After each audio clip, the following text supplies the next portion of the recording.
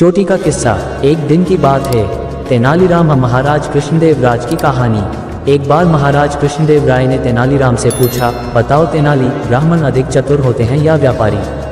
महाराज, इसमें कोई संदेह नहीं कि व्यापारी ब्राह्मणों से कहीं अधिक चतुर होते हैं।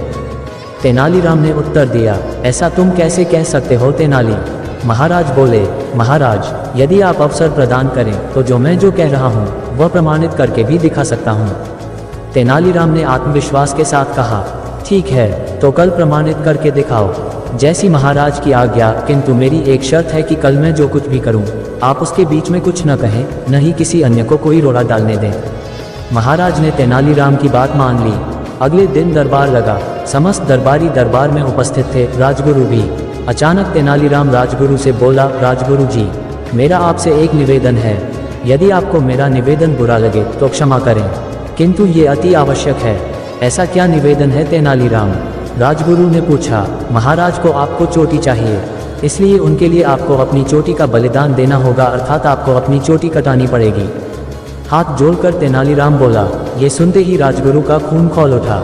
क्रोध में लाल पीला होकर वह तेनालीराम को खरी खोटी सुनाने लगा। तब तेनालीराम उन्हें शांत करते हुए बोला, राजगुरु जी, बदले में चाहे आप मुंह मांगा दाम मांग ले, किंतु चोटी तो आपको कटानी ही पड़ेगी, क्योंकि ये महाराज की आज्ञा है। राजगुरु समझ गया कि वह महाराज की आज्ञा के विपरीत नहीं जा सकता।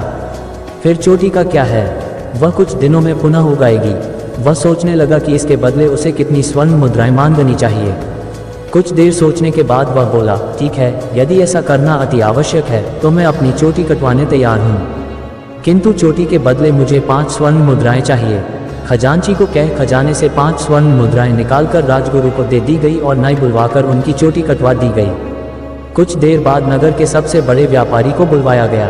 तेनालीराम ने उससे भी कहा कि महाराज कृष्णदेव राय को उसकी चोटी चाहिए, इसलिए उसे अपनी चोटी कटानी पड़ेगी।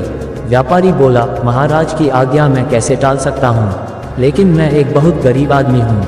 अपनी चोटी के बदले तुम जो कीमत मांगोगे वह तुम्हें दी जाएगी। तेनालीराम बोला। व्यापारी कहने लगा, मैं महाराज से क्या मांग सकता हूँ, किंतु इतना कहूँगा कि इस चोटी की लाज बचाने के लिए अपनी पुत्री के विवाह में मुझे 5000 स्वर्ण मुद्राएं देनी पड़ी थी। फिर अपने पिता की मृत्यु के समय भी इस चोटी को बचाने के लिए मुझे 5000 स्वर्ण मुद्राएं खर्च करनी पड़ी थी।